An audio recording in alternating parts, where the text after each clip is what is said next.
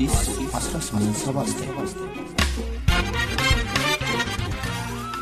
ይህ የአዲስ 1879 የታሪክ ማስታወሻ ነው። በዳግማዊ አጼ ቴዎድሮስ ዘመን የታሰሩትን ወገኖቹን ለማስለቀቅ በሚያዝያ 1860 ዓመተ ምህረት ወደ ኢትዮጵያ የዘመተው በሰር ሮበርት ናፔር የተመራው የእንግሊዝ ጦር እስረኞቹን ከመቅደላ አምባ ካስለቀቀ በኋላ ወደ አገሩ የተመለሰው ወታደሮቹ ከዘረፉት በሺዎች ከሚቆጠሩ ቅርሶች ጋር ነው። አጼ ቴዎድሮስ ራሳቸውን ካጠፉ በኋላ መቅደላን የያዘው የእንግሊዝ ጦር በመቅደላ ንጉሣዊ ግምጃ ቤት ላይ በተፈጸመ ሥርዓታዊ ዘረፋ ስፍር ቁጥር የሌላቸው ቅዱሳን መጻሕፍት፣ የንግሥና አልባሳትና ዘውዶች፣ ምልክቶች፣ የቤተ ክርስቲያን ንዋየ ቅድሳት፣ የሥርዓተ አምልኮ መስቀሎችና ሌሎች ተወስደው በእንግሊዝም ሆነ በሌሎች አገሮች በሚገኙ ሙዚየሞች፣ በግል ስብስቦችና በወታደራዊ ተቋማት ተበታትነው ቀርተዋል። በወቅቱ ከተወሰዱት መካከል የእቴጌ ጥሩ ወርቅ የወርቅ ወለባ ይገኝበታል።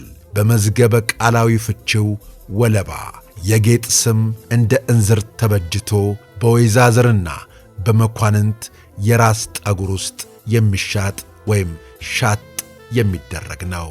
ይህ በእንግሊዝ ሀገር የሚገኘው ወለባ አሁን ወደ ሀገሩ ገብቷል።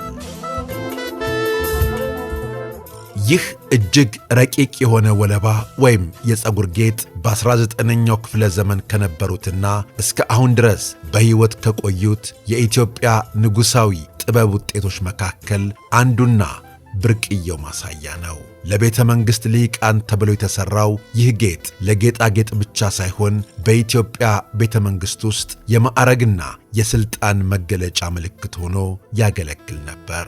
የሥራው ረቂቅነት በንጉሣውያን ድጋፍና እንክብካቤ ይበለጽጉ የነበሩትን የተራቀቁ የጥበብ ወጎችን ያንጸባርቃል።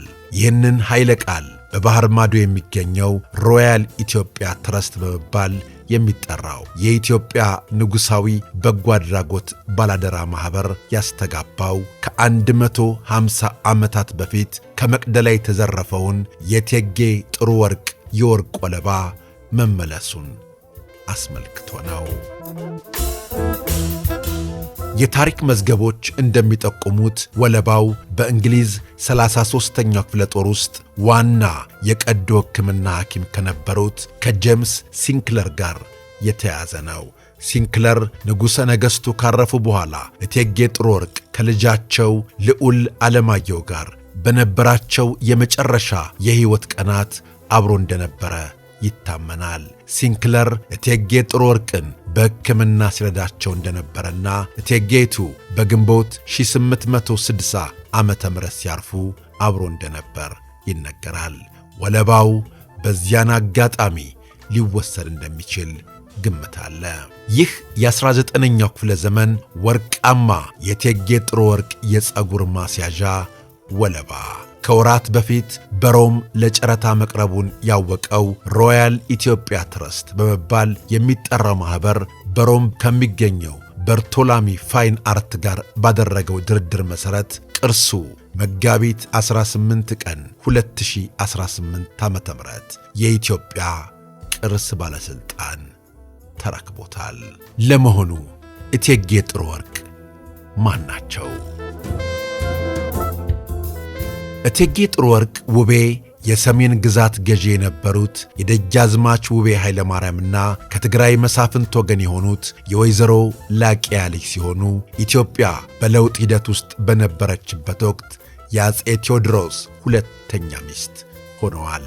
ባላቸውን በሞት ያጡት እቴጌ ጥሩ ወርቅ ከልጃቸው ልዑል ዓለማየሁ ቴዎድሮስ ጋር በጉዞ ላይ ሳሉ ግንቦት 9 ቀን 1860 ዓመተ ምህረት በማረፋቸው ሥርዓተ ቀብራቸው በትግራይ መቀለ ከተማ አቅራቢያ በሚገኘው ጨለቆት ቅድስት ሥላሴ ቤተ ክርስቲያን መፈጸሙ ይታወቃል። በእንግሊዝ ወራሪ ኃይል ከመቅደላ ከተዘረፉት የግል ንብረቶቻቸው መካከል ብዙዎቹ እስካሁን ድረስ በእንግሊዝ ሙዚየሞች ውስጥ ይገኛሉ። በባሕር ማዶ የሚገኙ ቅርሶቻችን እጅግ በርካቶች ናቸው።